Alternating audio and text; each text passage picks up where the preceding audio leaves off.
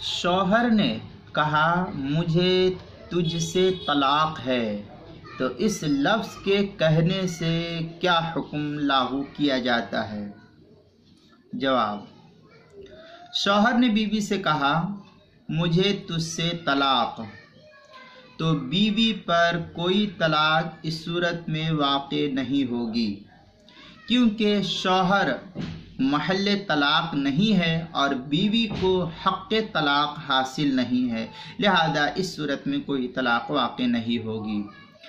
بحر الرائق میں ہے لو قال انا منک طالق لا يقع وان نوى، اس کے تحت جو نقل کیا فانه ليس بمحل له،